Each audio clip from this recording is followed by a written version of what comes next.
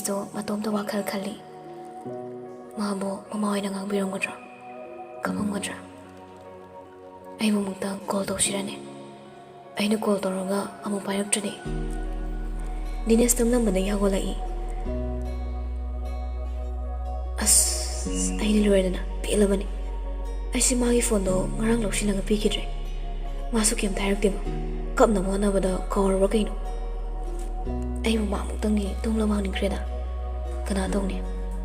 Dinesh machal nupi do call to rogli. Aduga Jen, tunay kang udah leho bro. Leho bani, kedorange. Amagi fondo pihaw dre kauri. Nang di kay khali ba? Ay narasi ba, mani di pagkap kape. Ado di ay su kaura ba.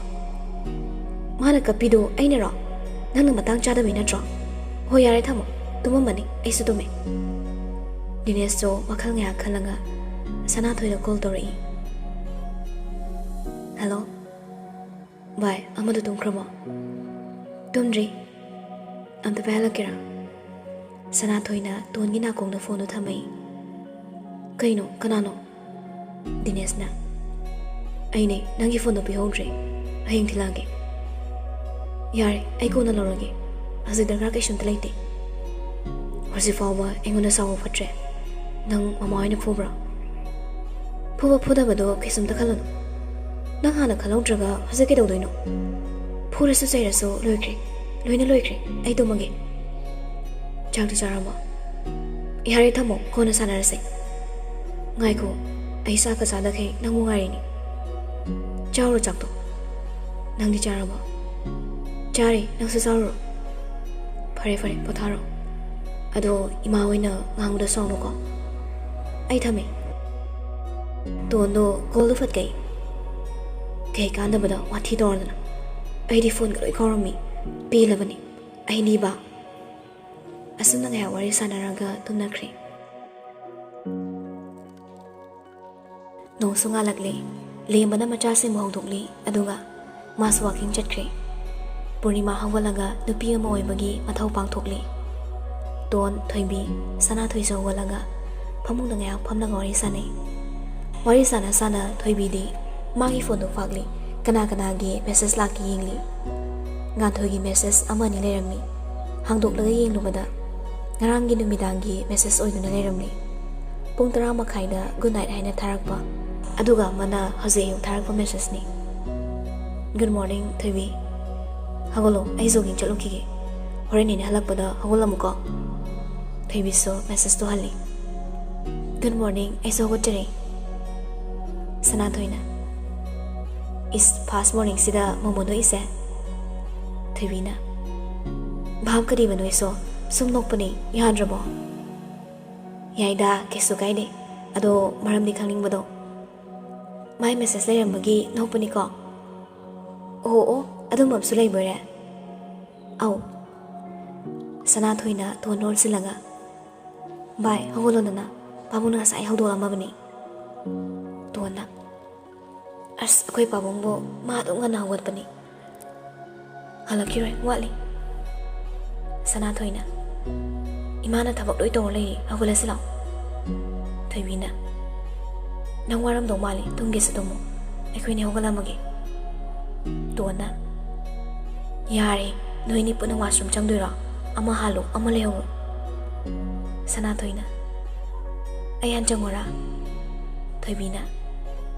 Ay halagi. Sana thoy ga tuon nga punan noi. Nang si suba. Thoy hek jang kibaga tuon na sana thoy da wari sa mauri. Bye. Ay Manipur tamning re. Kamay to no. Ado bu kedo ni hagi. Nang natamning ba amada tamu kedo ge do ba. Ima hoy na mo kray ay tu zano. Kaino kray ay tu zano mo. Long mi matang do. Dinesh na se ho se hong la roi. Ako'y larik tamba luraga uwi na hongani haina hafit hayo bani. Ado mamdi hai bani. Ado nang nakikalino. Ay so hozi hong bani pamdi. Ay am sauni. Hozi ka mo humbi ni hardi. Ay siki ni haisin. Kesum hongoy ba? Ado may hainu pati. Ado thoy binangarang hai bado. Ado kumay to mo no. Ay tom to sa tamning. Ado ako'y mariso tongani kan bada. Among sunungay te. ꯑꯗꯣ ꯑꯩꯈꯣꯏ ꯑꯍꯨꯝꯃꯛ ꯄꯨꯜꯂꯒ ꯗꯤꯅꯦꯁꯅ ꯈꯨꯗꯣꯡꯆꯥꯕ ꯂꯧꯔꯛꯀꯗ꯭ꯔꯥ ꯁꯤꯅꯤ ꯑꯩ ꯃꯥꯒꯗꯤ ꯁꯨꯛꯇꯝ ꯇꯝꯅꯤꯡꯗ꯭ꯔꯦ ꯐꯔꯦꯁꯦ ꯃꯥꯅ ꯃꯥ ꯑꯣꯏꯔꯁꯨ ꯅꯣꯏ ꯑꯍꯨꯝꯗꯤ ꯄꯨꯟꯅ ꯇꯝꯃꯤꯟꯅꯕ ꯐꯕꯅꯤ ꯍꯥꯏꯗꯤ ꯔꯣꯁꯅꯤꯅ ꯅꯪꯒ ꯄꯨꯜꯂꯗꯤ ꯗꯤꯅꯦꯁꯅꯁꯨ ꯂꯥꯟꯅ ꯂꯧꯔꯣꯏꯗꯅ ꯑꯗꯨꯒ ꯅꯪꯁꯨ ꯐ꯭ꯔꯤ ꯑꯣꯏꯅ ꯂꯩꯕ ꯌꯥꯔꯅꯤ ꯊꯣꯏꯕꯤꯗꯤ ꯄꯨꯟꯗ꯭ꯔꯁꯨ ꯀꯩꯝꯇ ꯀꯥꯏꯕ ꯂꯩꯇꯦ ꯑꯗꯨꯕꯨ ꯃꯥꯁꯨ ꯃꯇꯣꯝꯇꯗꯤ ꯅꯨꯡꯉꯥꯏꯔꯣꯏ ꯄꯨꯟꯅ ꯇꯝꯃꯤꯟꯅꯔꯣ ꯑꯩ ꯅꯣꯏꯒꯗꯤ ꯄꯨꯅꯤꯡꯕꯅꯤ ꯑꯗꯨꯕꯨ ꯑꯩꯗꯤ ꯎꯄꯥꯏ ꯂꯩꯇ꯭ꯔꯦ ꯊꯣꯏꯕꯤꯁꯨ ꯊꯣꯔꯛꯂꯤ ꯀꯩ ꯋꯥꯔꯤꯅꯣ ꯇꯣꯟꯅ ꯀꯣꯂꯦꯖ ꯇꯝꯕꯩꯗꯣ ꯑꯗꯨꯒꯤ ꯊꯣꯏꯕꯤꯅ ꯑꯗꯣ ꯅꯪ ꯀꯥꯏꯗ ꯇꯝꯒꯦ ꯍꯥꯏꯅꯣ ꯇꯣꯟꯅ ꯑꯩꯗꯤ ꯆꯥꯟꯗꯤꯒꯔꯗ ꯑꯣꯏꯅ ꯇꯝꯃꯁꯤꯔꯅ ꯈꯜꯂꯤꯕ ꯌꯥꯏ ꯀꯩꯁꯨꯝꯇ ꯀꯥꯏꯗꯦ ꯑꯗꯣ ꯔꯣꯁꯅꯤꯗꯁꯨ ꯑꯝꯇ ꯍꯪꯈꯤꯁꯦ ꯑꯗꯨꯒ ꯃꯥꯁꯨ ꯄꯨꯟꯅ ꯇꯝꯅꯕ ꯍꯥꯏꯁꯦ ꯁꯅꯥꯊꯣꯏꯅ ꯑꯗꯨꯅ ꯐꯔꯅꯤ ꯑꯗꯣ ꯑꯩ ꯆꯪꯉꯨꯈꯤꯒꯦ ꯅꯣꯏꯅꯤ ꯉꯥꯏꯍꯥꯛ ꯑꯃꯨꯛ ꯋꯥꯔꯤ ꯁꯥꯟꯅꯔꯝꯃꯣ ꯍꯣꯏ ꯊꯣꯏꯕꯤ ꯇꯣꯟ ꯑꯣꯟꯁꯤꯜꯂꯒ ꯑꯩ ꯈꯔ ꯂꯩꯔꯒ ꯔꯣꯁꯅꯤ ꯍꯣꯏ ꯆꯠꯂꯨꯈꯤꯒꯦ ꯑꯗꯨꯗ ꯃꯥꯒꯤꯁꯨ ꯑꯄꯥꯝꯕꯗꯣ ꯍꯪꯂꯒꯦ ꯇꯣꯟꯅ ꯚꯥꯏ ꯑꯩ ꯅꯣꯏꯒꯁꯨ ꯄꯨꯟꯅ ꯇꯝꯅꯤꯡꯉꯤ ꯑꯗꯨꯕꯨ ꯗꯤꯅꯦꯁꯀꯗꯤ ꯄꯨꯟꯕ ꯄꯥꯝꯗ꯭ꯔꯦ ꯍꯣꯏ ꯕꯥ ꯑꯗꯣ ꯔꯣꯁꯅꯤꯗꯗꯤ ꯑꯃꯨꯛꯇ ꯍꯪꯈꯤꯁꯦꯕ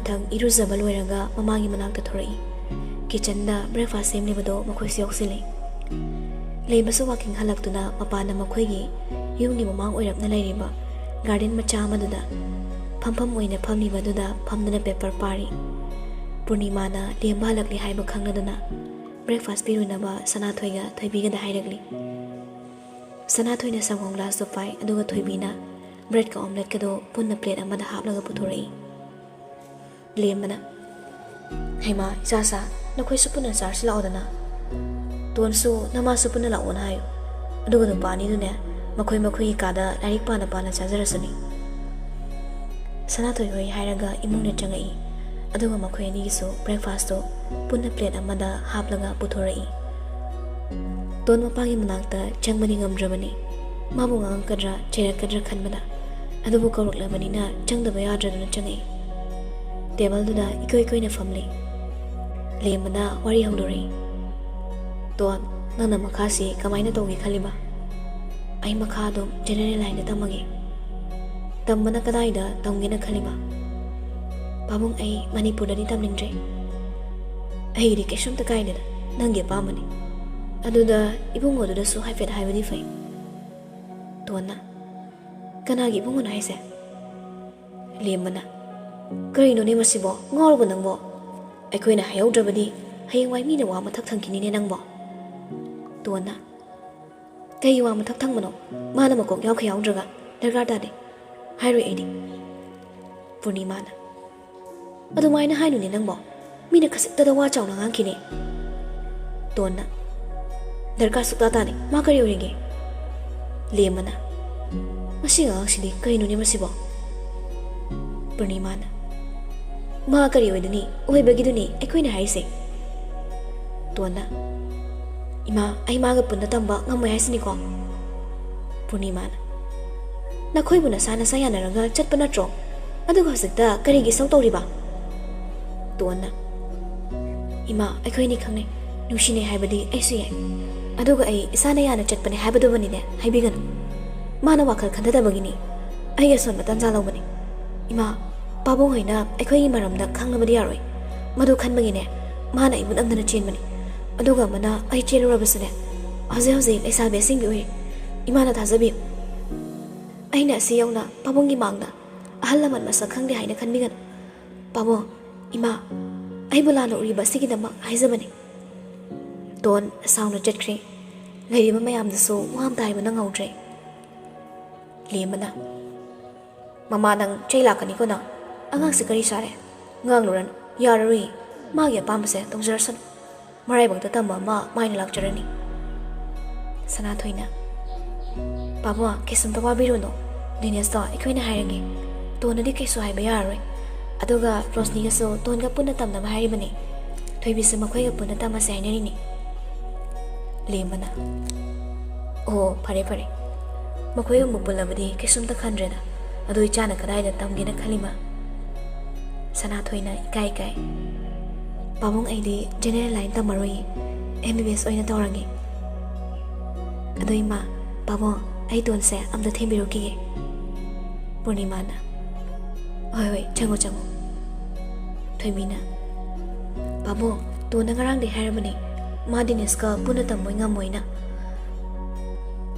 Duna Sanathoi ge khoini changana themlamani. Akhoi hunso puna tambana. Haidi mana dines sauri ni. Aduna wamta so haibe yaroi. Adu werandi makhoi ni gi mrangta thajana da balak perse. Haibadi lamna leina banina. Akhoi hum puna tamsina khanabani. Mana di hanba yade. Ado ngasi muk haibada kari khalabano khangdri yari. Lemana. Aduna fare. Nupa duso asida mai tamjarani. Masa nupiduna nakhoi ga pun hek tamjarani. Akhoi na hairubase nupa machadu gi khaksuna teno. Ahal singi so kari khankini khanbagini. Oi chumi pabung na haibaduso. Adu bai khoidi rosni di haidri. Adu hayeng ngum chaluragi adu ga hainaragi. Purnima na. Hoi nang na dugane akhoi da mo pawdo he khangalo. Hoi pabo ima adu jesu sangu ki. Somda Sanathoi na don bukan na themli. Don nang adu mai kap kanu ba. Nasadu yaroi ba. Don do sauning na kumai. Masi pumase mana thokan mangak tani. Ma yam phataba mi ni. Ai na kedor ke ngo. Ma khangni na ma do bade. Thaibi so changi. Don nang amu kapabo. Se kap kanu se. Hojik tine kapagi matam na treba. Kapaga sona galerandi makhoi na mukena khudong chaba laukiba se yai. Dona. Kei khudong chaba ma khangni na ma. Nong hosin kibana sum hosin kre. Rosni so Sanathoi ga thoibi gana haibadagi. Makhoi hum punna Chandigarh da makha tam thanamba lepli. Nong ma thoibi Rosni hoi rom na chalami. Rosni na nong manini le khwai na lele. Rosni hoi rom dagi nupa mana thoibi bu propose tori. Adubu thoibi na magi khangnaba lei haina sukya he yaramli. Ngasidi thoibi gi laibak fa ba haigadra thi ba haigadra. Mana dukan da sample rusi haiduna Rosni hoi gi makuragi machana piyamaga boduna lakpada thoibi da ngausaba nupa dugi kangbu sing du sulerami. Moina korakpa nganglakpaduna thoibi na kesamta thosada adu magi tofam thokpado tawduna chale. Makhoi na nganglakpa hairakpa amata sukhumde.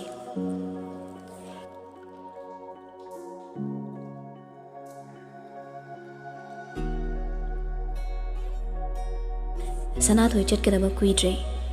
Mamagi kaino mateng pangba yaba pangni. Sanathoi moigi imung manungdo phajana sitpa sengma loiranga. Mamagi fisa phamado amung loisinbigi haiduna lakpani. Yum aduso hanagi du oidre. Building mang natrabaso chekna macha amadi sajare. Hanaga yengna rorambadi akhoi gi punsido khara safare. Sanathoi makutta waitei namba balti lama pairaga waitei gi hek tawrakpaga magi phone da call ama lai. Pairamni badu thalamlaga phone da yingli call ado Rosni gi oirami. Sanathoi so harau paikhali. Adubu Rosni di kaplubagi makhol ngado isisina Sanathoi da kori. Rosni na kedorige nangbo. Sanathoi na kedorige na khol de kapiro nangbo. Kaptida. Sanathoi do sumching na behelai. Kedorige haibani nangbo. Rosni do kablaga. Sanathoi ayam wari. Ai kedogado na huji. Rosni Sanathoi na kedorige kaina hanglakpaduna amuk ke hena mapuni nungsiduna makhol thokna kablai. Sanathoi di asum tarambadagi Rosni gi matawduda pakhatpa leiba yaraktre. Kedorage ba singnam tayuse. Rosni kapna. Thoibi do hairaga makha taba ngamda amuk kapli. Sanathoi na thoibi kedorage si bhajanam tayo ba. Rosni Sanathoi na hangliba wahangdugi pakhum amata piba ngamda kapli. Aduga mi mayam ama langbagi makhol sutari. Mi khatnabagira natraga karigumba amagi irang thokpagi maongdani. Mi yamna punbagi makhol tabadudi Sanathoi so lay bayaraktre. Rosni, tabro, si tabro minangbo, amda kumoba. Rosni Sanathoi na hangliba wahangdugi pakum amata pidre, aduma kaptuna lay. Sanathoi na kanna muka kauri. Rosni, tabro nangbo, amta di kumoba.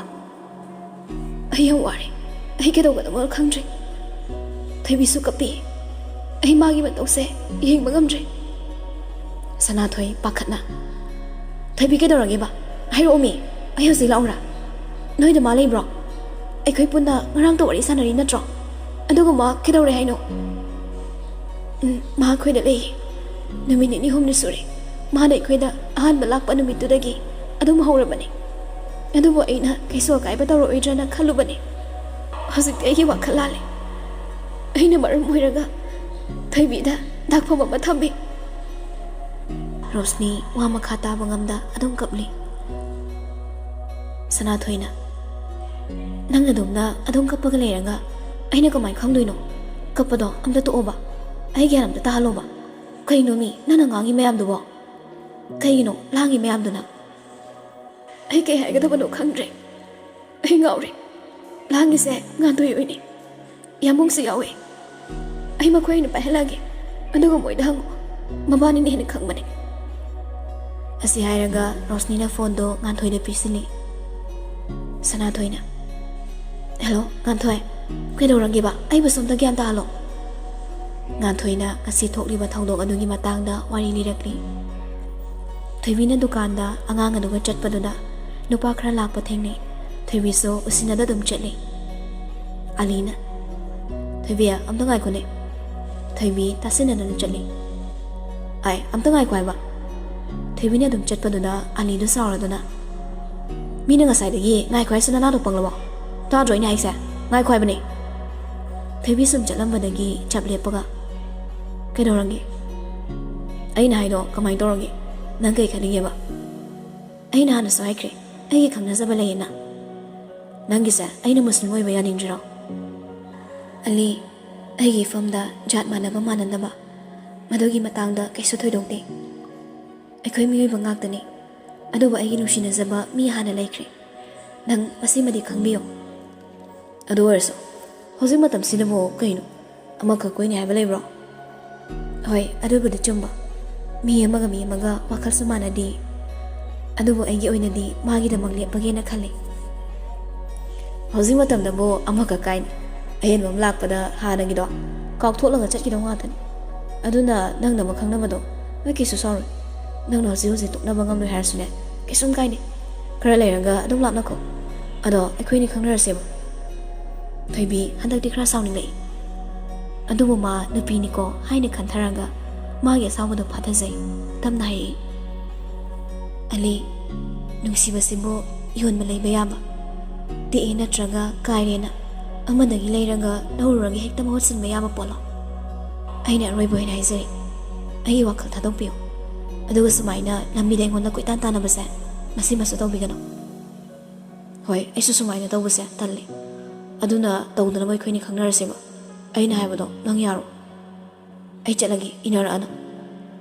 Nang yang pongene. Nupi ni haibase kawdo fai ko. Aina nang manusia haibase nanu se address kai gino ba. Aina hanjina san haikre. Adudagi ahen bakari mu hayo haibano. Ai haini ngai sulaitre. Nangna ukali do kai gino.